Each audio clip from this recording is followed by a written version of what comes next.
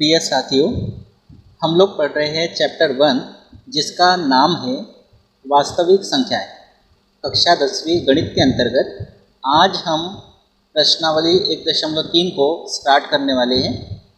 इसके पहले मैंने आप लोगों को प्रमेय 1.4 के अंतर्गत वर्गमूल में 2 एक अपरिमेय संख्या है और उदाहरण 9 जिसमें हमने पढ़ा था वर्गमूल में 3 एक अपरिमेय संख्या है।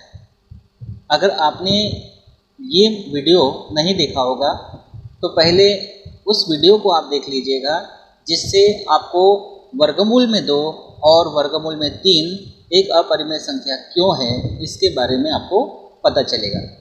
और साथ ही साथ अगर आप मेरा पिछला वीडियो देखते हैं तो उससे आपको ये गणित करने में बहुत ही आसानी होगी। तो पुराना वीडियो ज़रूर देखिएगा, उसके बाद से इसको आप देखिएगा।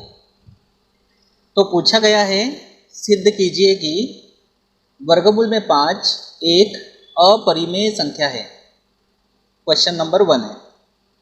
तो हमको वर्गमूल में 5 को जो अपरिमेय संख्या सिद्ध करना है, इसको हम सिद्ध करेंगे विरोधाभास विधि से, कॉन्ट्रडिक्शन मेथड से। और कॉन्ट्रडिक्शन मेथड में हम करते क्या है कि जो हमको दिया रहता है उसके विपरीत मानकर चलते हैं, और विपरीत मानकर चल के हम ये बताते हैं कि हमने जो माना है वो गलत है, इसलिए जो दिया है वही सही है। तो विरोधाभास विधि का उपयोग हम करेंगे। तो हम इसमें लिखेंगे, मान लो वर्गमूल में 5 एक परिमेय संख्या है।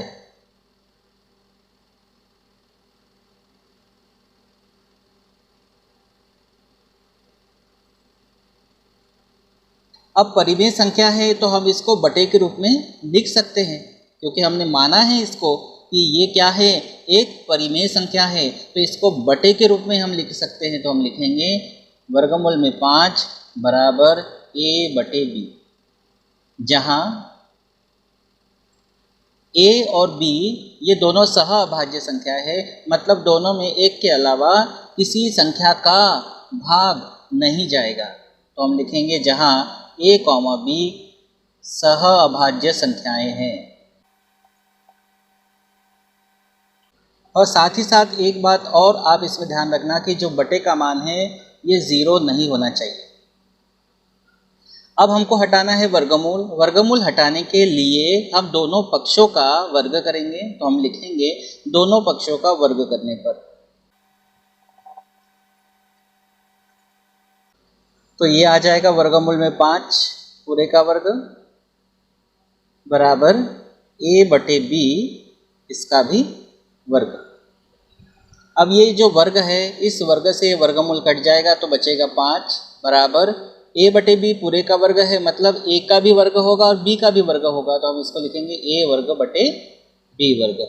हम 5 को b वर्ग की जगह पर ले आते हैं और b वर्ग को 5 की जगह पर लेकर जाते हैं, तो होगा b वर्ग बराबर a² / 5। इसको नाम देते हैं समीकरण नंबर 1। अब यहाँ हमारा प्रमेय 1.3 का कथन लगेगा। कथन क्या था कि अगर p जो है ये a वर्ग को विभाजित करता है तो p a को भी विभाजित करेगा। अब p की जगह हमारे पास है 5 और a वर्ग की जगह a वर्ग ही है, मतलब ये जो 5 है ये a वर्ग को विभाजित अगर करता है तो 5 a को भी विभाजित करेगा। तो हम लिखेंगे यहाँ पर, अतः a वर्ग 5 से विभाजित होता है, a वर्ग 5 से विभाजित होता है, इसीलिए a भी 5 से विभाजित होगा।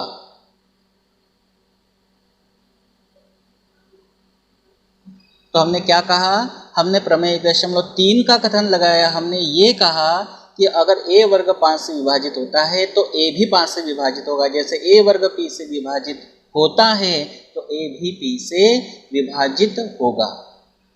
अब a 5 से विभाजित होगा तो हम लिखेंगे कि अब a 5 से विभाजित होकर मान लीजिए हमको कोई नया पूर्णांक मिलता है c। हम लिखेंगे जहां c एक पूर्णांक है। c क्या है? एक पूर्णांक है। 5 का तिर्यक गुणा करेंगे तो a बराबर मिलेगा 5c। ये जो a का मान मिला है इसको हम रखेंगे समीकरण नंबर 1 में। तो हम वाक्य में लिखेंगे समीकरण 1 में a का मान रखने पर। a का मान रखेंगे तो क्या मिलेगा? b स्क्वायर बराबर a का मान रखेंगे 5c तो ये हो जाएगा 5c का स्क्वायर और बटे में है 5।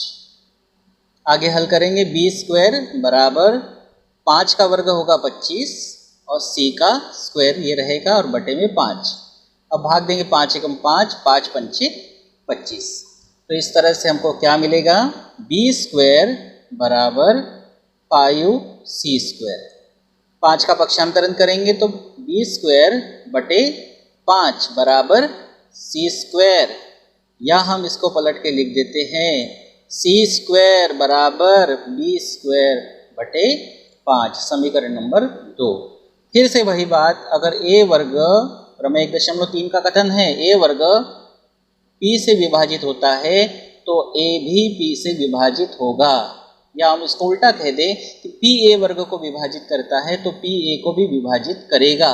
अब p की जगह हमारे पास कितना है? 5 और a वर्ग की जगह b वर्ग है। तो जैसा वाक्य हमने यहाँ बनाया था वैसे ही वाक्य हम सेम टू सेम बनाएंगे। तो हम लिखेंगे अतः b वर्ग 5 से विभाजित होता है इसीलिए b भी 5 से विभाजित होगा।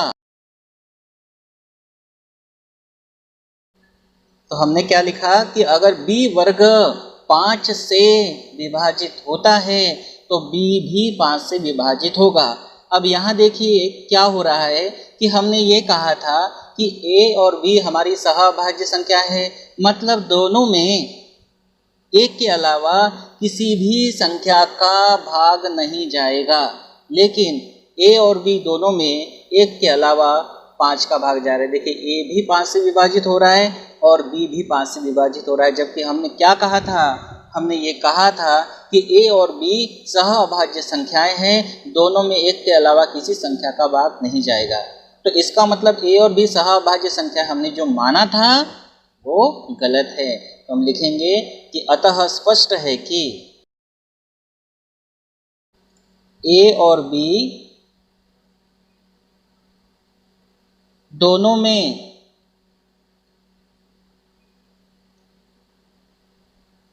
पाँच का भाग जाता है। a और b दोनों में 5 का भाग जाता है, क्योंकि हमने देखा कि a में भी 5 का भाग जा रहा है और b में भी 5 का भाग जा रहा है, जबकि हमने क्या कहा था कि a और b जो है ये सहअभाज्य संख्या है, दोनों में एक के अलावा किसी का भाग नहीं जाएगा। लेकिन यहाँ a और b दोनों में कितने का भाग जा रहा है? 5 का भाग जा रहा है, जिससे अब a और b जो हमने सहअभाज्य संख्याएं मानी थी अब वो सहअभाज्य संख्याएं नहीं होगी। तो हम लिखेंगे आगे जिससे a और b दोनों सहअभाज्य संख्याएं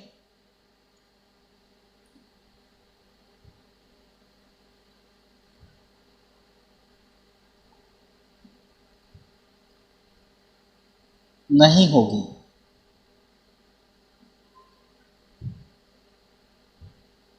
क्योंकि हमने क्या किया था, a और b को सहअभाज्य संख्याएं माना था, लेकिन a और b दोनों में 5 का भाग जा रहा है, जबकि सहअभाज्य संख्याओं का मतलब होता है दोनों में एक के अलावा किसी का भाग नहीं जाना चाहिए था, लेकिन दोनों में 5 का भाग जा रहा है और 5 का भाग जा रहा है मतलब a और b सहअभाज्य संख्या नहीं होगी।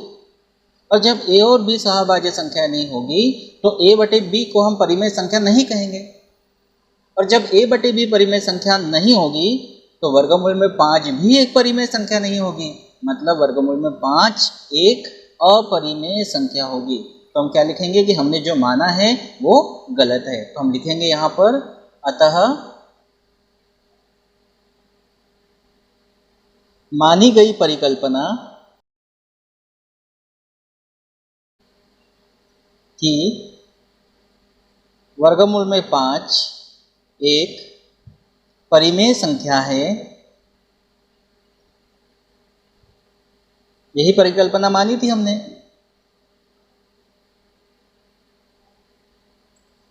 जो कि गलत है।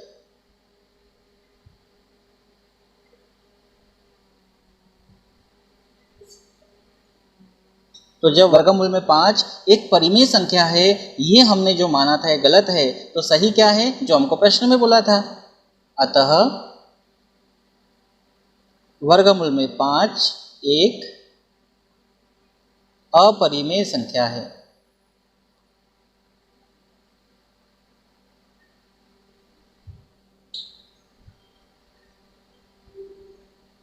तो इस तरह से हमने सिद्ध कर दिया कि जो वर्गमूल में 5 है ये एक अपरिमेय संख्या। कैसे हल किया हमने इसको, बहुत ध्यान से समझिएगा। सबसे पहले हमने क्या किया, विरोधाभास विधि से माना कि वर्गमूल में 5 एक परिमेय संख्या है। परिमेय संख्या है तो उसको बटे के रूप में लिखा, और बटे के रूप में लिखने के बाद ए और बी को हमने सहअभाज्य संख्या कहा, मतलब दोनों में एक के अलावा किसी संख्या का भाग नहीं जाएगा। फिर दोनों पक्षों का हमने वर्ग कर दिया। वर्ग करने के बाद हमको मिला बी स्क्वायर बराबर ए स्क्वायर अपॉन 5। यहाँ प्रमेय 1.3 का कथन लगाया कि पी ए वर्ग को विभाजित करता है तो पी ए को भी विभाजित करेगा, मतलब 5 ए वर्ग को विभाजित करता है, या 5 का भाग ए वर्ग में जाता है तो 5 का भाग ए में भी जाएगा। तो ए वर्ग 5 से विभाजित होता है तो ए भी 5 से विभाजित होगा। और जब ए 5 से विभाजित होगा तो हमने लिखा ए बटे 5 बराबर सी। सी एक पूर्णांक है। फिर 5 का तिर्यक गुणा करने से ए बराबर मिलेगा 5c, और ए का मान हमने समीकरण 1 में रख दिया। 1 में रखने के बाद इसको हल किया। हल करने के बाद हमको मिला सी स्क्वायर बराबर बी स्क्वायर अपॉन 5, समीकरण नंबर 2। फिर हमने ये कहा कि ए 5 से विभाजित होता है और बी भी 5 से विभाजित होता है, और जबकि ए और बी सहअभाज्य संख्याएं हैं तो दोनों एक के अलावा किसी भी संख्या से विभाजित नहीं होनी चाहिए थी। मतलब यहाँ ए और बी दोनों में 5 का भाग जाता है तो ए और बी दोनों सहअभाज्य संख्या नहीं होगी, और सहअभाज्य संख्या नहीं होगी तो हमने जो परिकल्पना मानी वर्गमूल में 5 एक परिमेय संख्या है, ये गलत है। तो सही क्या है जो हमको प्रश्न में बोला था कि वर्गमूल में 5 एक अपरिमेय संख्या है। इसको बहुत ही ध्यान से आप करना, स्टेप बाय स्टेप पूरा आपके दिमाग में पहुंच जाएगा। अब हम करेंगे क्वेश्चन नंबर दूसरा। क्वेश्चन नंबर 2 है, सिद्ध कीजिए कि 3 प्लस 2 वर्गमूल में 5 एक अपरिमेय संख्या है। इस तरह के क्वेश्चन जो प्लस और माइनस वाले होते हैं ये हल करने में बड़े आसान जाते हैं, क्योंकि ऑलरेडी आप वर्गमूल में 5 को एक अपरिमेय संख्या सिद्ध कर चुके हैं। तो इस क्वेश्चन को करने में हमको ज़्यादा दिक्कत नहीं जाएगी और बहुत ही आसानी से ये सवाल हमारा सॉल्व हो जाएगा। तो हल करने का तरीका वही है जैसे विरोधाभास विधि हम लगाते हैं। हमको क्या बोला है, 3 प्लस 2 वर्गमूल में 5 एक अपरिमेय संख्या है, तो हम मानेंगे, मान लो 3 प्लस 2 वर्गमूल में 5 एक परिमेय संख्या है।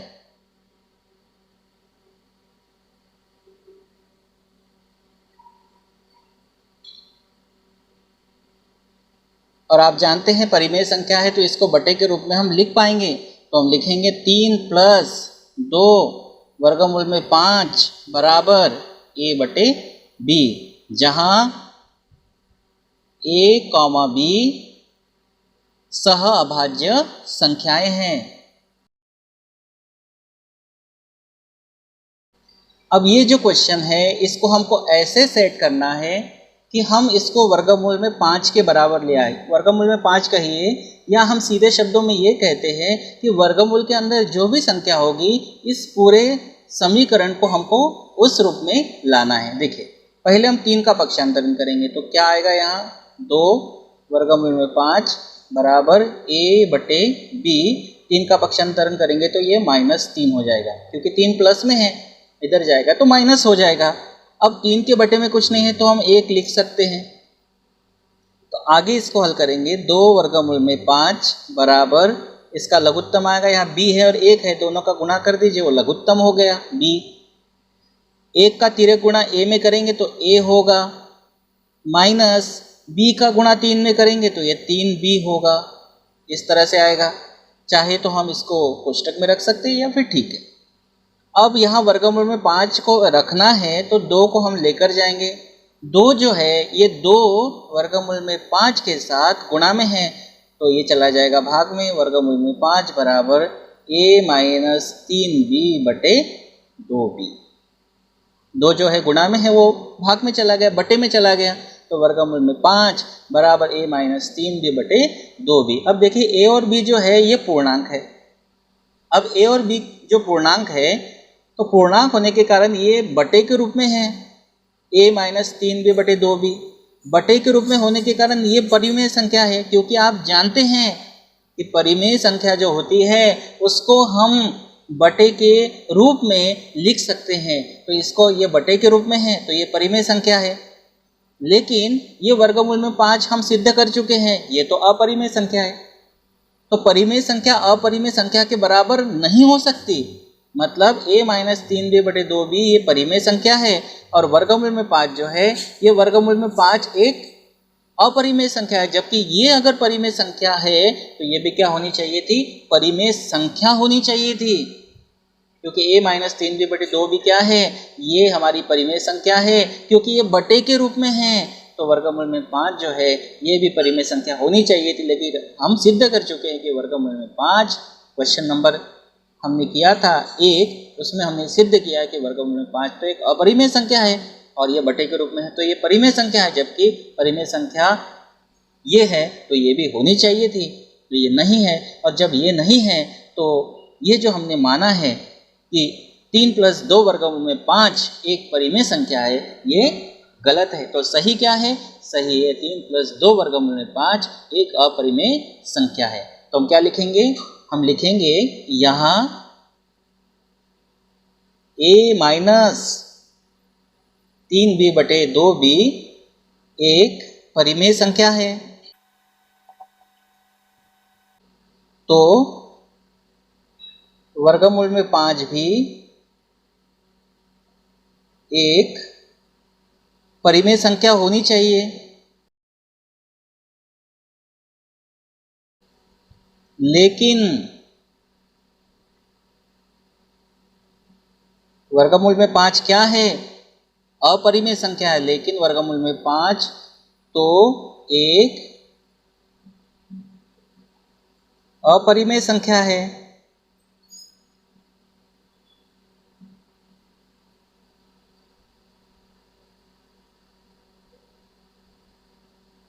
इसका मतलब क्या है कि हमने जो परिकल्पना मानी वो गलत है। तो हम लिखेंगे कि अतः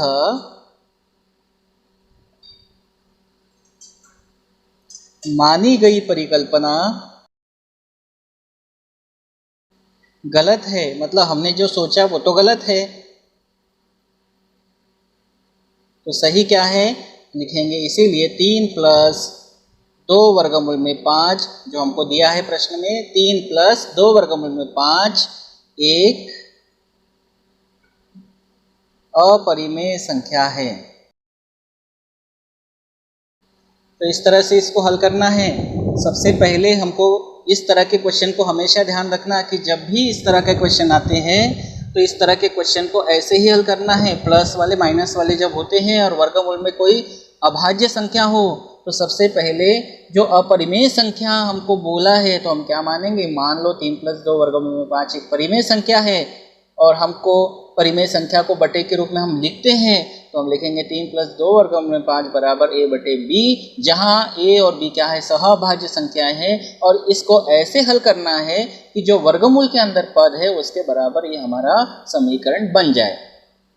तो यहाँ हमने लिखा 2 + वर्गमूल में 5 बराबर a बटे b और 3 का पक्षांतरण किया तो -3 और बटे में 1 हम लिख सकते हैं। और यहाँ जो 2 है इसका ये गुणा में है तो ये भाग में लेके चले गए तो हमको मिला वर्गमूल में 5 बराबर a - 3b बटे 2b। तो ये जो है a और b पूर्णांक है तो ये बटे के रूप में होने के कारण ये परिमेय संख्या है, तो ये परिमेय संख्या है, तो ये भी परिमेय संख्या होनी चाहिए थी, क्योंकि परिमेय संख्या के बराबर अपरिमेय संख्या नहीं हो सकती। तो जब ये परिमेय संख्या है तो ये भी परिमेय संख्या होनी चाहिए। लेकिन वर्गमूल में 5 हम सिद्ध कर चुके हैं क्वेश्चन नंबर 1 में कि ये तो एक अपरिमेय संख्या है, और जब परिमेय संख्या a-3b/2 भी इसके बराबर अपरिमेय संख्या है, ऐसा संभव नहीं है। इसका मतलब हमने जो माना है कि 3 + 2 वर्गमूल में 5 एक परिमेय संख्या है, ये भी पॉसिबल नहीं है। तो जब 3 + 2 वर्गमूल में 5 एक परिमेय संख्या नहीं है तो क्या है? एक अपरिमेय संख्या है। तो हम लिखेंगे यहाँ a-3b/2 भी एक परिमेय संख्या है, तो वर्गमूल में 5 भी एक परिमेय संख्या होनी चाहिए, लेकिन वर्गमूल में 5 तो एक अपरिमेय संख्या है। तो मानी गई परिकल्पना गलत है, और परिकल्पना गलत है तो 3 + 2 वर्गमूल में 5 जो हमारे प्रश्न में ही दिया हुआ है कि एक अपरिमेय संख्या है, तो इस तरह से 3 + 2 वर्गमूल में 5 एक अपरिमेय संख्या होगी। अब हम करेंगे क्वेश्चन नंबर 3। क्वेश्चन नंबर 3 है, सिद्ध कीजिए कि निम्नलिखित संख्याएं अपरिमेय हैं। उसके अंतर्गत पहला क्वेश्चन है 1/वर्गमूल में 2। तो क्या सिद्ध करना है? 1/वर्गमूल में 2 एक अपरिमेय संख्या है। तो विरोधाभास विधि से हल करेंगे। हम लिखेंगे मान लो 1/वर्गमूल में 2 एक परिमेय संख्या है,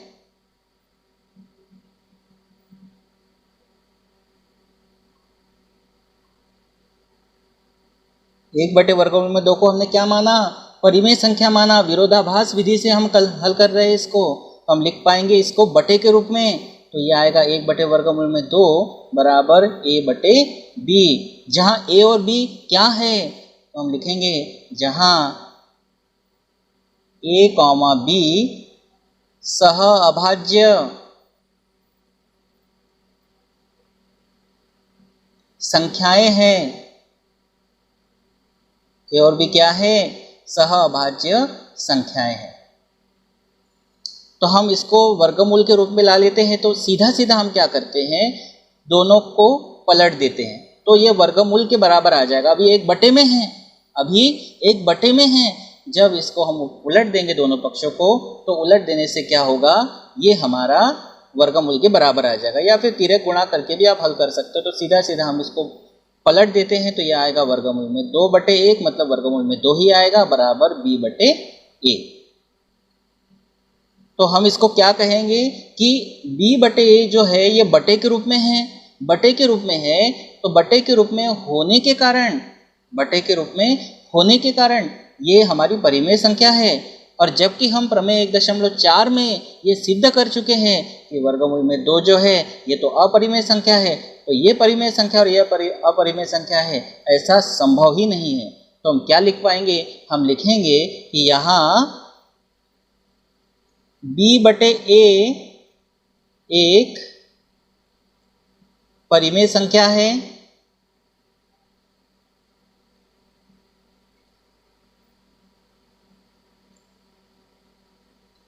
तो b/a एक परिमेय संख्या है, तो वर्गमूल में 2 भी क्या होना चाहिए? परिमेय संख्या होनी चाहिए। तो वर्गमूल में 2 भी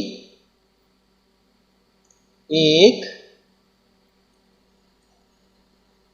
परिमेय संख्या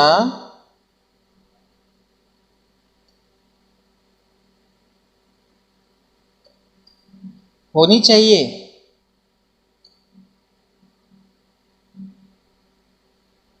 लेकिन हम तो सिद्ध कर चुके हैं प्रमेय 1.4 में, लेकिन वर्गमूल में 2 एक अपरिमेय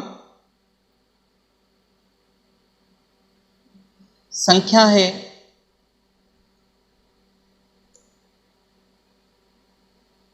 वर्गमूल में 2 जो है एक अपरिमेय संख्या है, और वर्गमूल में 2 एक अपरिमेय संख्या है। तो इसका मतलब यह है कि हमने जो परिकल्पना मानी, क्या कि 1/वर्गमूल में 2 एक परिमेय संख्या है, ये गलत है। तो हम लिखेंगे कि अतः मानी गई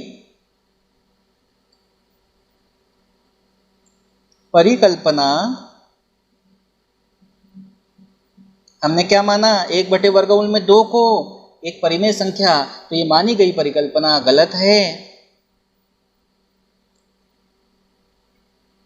इसीलिए 1/वर्गमूल में 2 एक अपरिमेय संख्या है।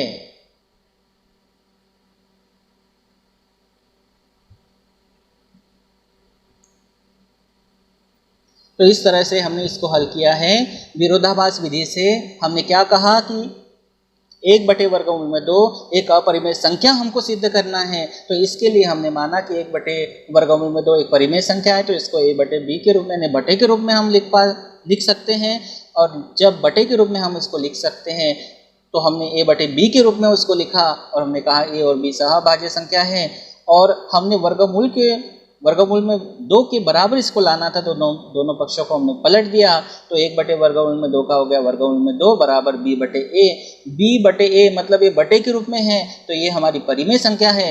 लेकिन वर्गमूल में 2 ये अपरिमेय संख्या है, तो ये परिमेय संख्या और ये अपरिमेय संख्या ऐसा पॉसिबल नहीं है। तो हम कह सकते हैं कि b/a परिमेय संख्या है, तो वर्गमूल में 2 भी एक परिमेय संख्या होनी चाहिए थी, लेकिन वर्गमूल में 2 एक अपरिमेय संख्या है। इसका मतलब हमारी जो परिकल्पना है वो गलत है। तो हम लिखेंगे कि मानी गई परिकल्पना गलत है, तो सही क्या है, 1/वर्गमूल में 2 एक अपरिमेय संख्या है। फिर है उसी का क्वेश्चन नंबर 2, 7/वर्गमूल में 5। इसको भी सिद्ध करना है कि ये एक अपरिमेय संख्या है, तो विरोधाभास विधि से हल करेंगे। मान लो 7/वर्गमूल में 5 एक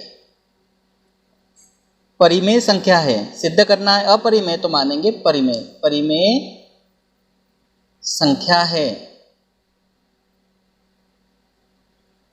परिमेय संख्या है तो हम इसको बटे के रूप में लिख सकते हैं।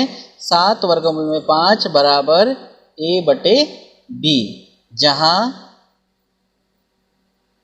a, b सहअभाज्य संख्याएं है। फिर हम क्या करेंगे, वर्गमूल के बराबर इस पूरे समीकरण को व्यवस्थित करेंगे। तो यहाँ लिखेंगे वर्गमूल में 5, 7 है गुणा में, तो ये चला जाएगा बटे में, a बटे हो जाएगा 7b। फिर वही बात कि a/7b ये परिमेय संख्या है, तो वर्गमूल में 5 को भी एक परिमेय संख्या होनी चाहिए। लेकिन वर्गमूल में 5 हम सिद्ध कर चुके हैं कि वर्गमूल में 5 क्या है, एक अपरिमेय संख्या है। तो हम कहेंगे कि मानी गई परिकल्पना गलत है। तो सही क्या है, 7/वर्गमूल में 5 एक अपरिमेय संख्या है। तो हम लिखेंगे यहाँ पे, यहाँ a/7b एक परिमेय संख्या है, क्योंकि बटे के रूप में है, एक परिमेय संख्या है। तो वर्गमूल में 5 भी एक परिमेय संख्या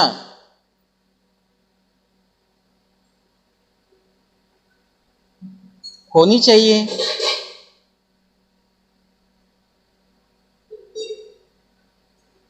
लेकिन वर्गमूल में 5 क्या है, एक अपरिमेय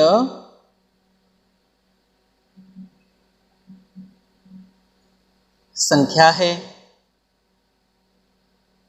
तो इसका मतलब है मानी गई परिकल्पना गलत है। अतः मानी गई परिकल्पना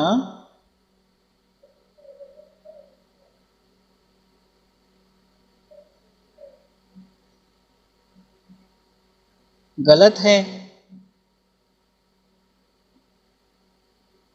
इसीलिए 7/वर्गमूल में 5 एक अपरिमेय संख्या है।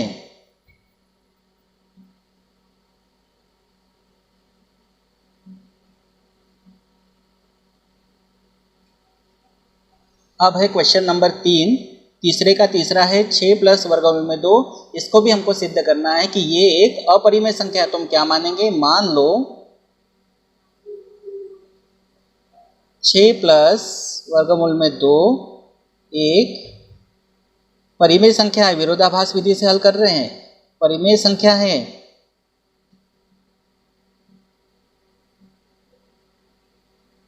तो इसको हम बटे के रूप में लिखेंगे, 6 प्लस वर्गमूल में 2 बराबर a बटे b, जहां a कॉमा b सह अभाज्य संख्याएं हैं।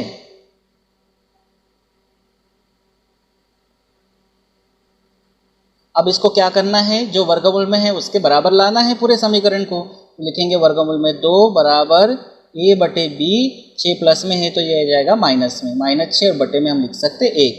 तो यहाँ आएगा वर्गमूल में 2, लघुत्तम आएगा b का 1 में गुणा करेंगे तो 1 का तिर्यक गुणा होगा a में, तो यहाँ आएगा a माइनस b का तिर्यक गुणा होगा 6 में, तो यहाँ आएगा 6b। तो हम क्या लिखेंगे, a माइनस 6b बटे b, ये जो है एक परिमेय संख्या है क्योंकि बटे के रूप में है। तो वर्गमूल में 2 जो है इसको भी परिमेय संख्या होना चाहिए, लेकिन वर्गमूल में 2 प्रमेय 1.4 में हम सिद्ध कर चुके हैं कि ये क्या है, एक अपरिमेय संख्या। तो हम यहाँ लिखेंगे, यहाँ a minus 6b upon b एक परिमेय संख्या है। तो वर्गमूल में 2 भी एक परिमेय संख्या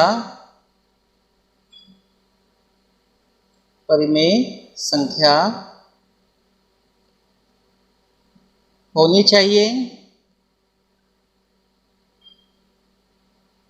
लेकिन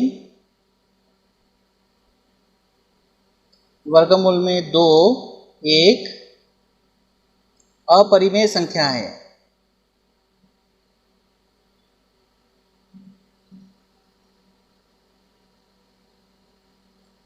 इसका मतलब है कि मानी गई परिकल्पना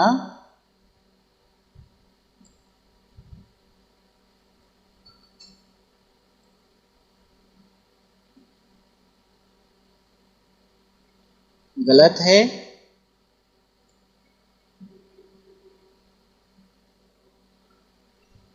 इसीलिए 6 प्लस वर्गमूल में 2 जो हमको प्रश्न में दिया है, एक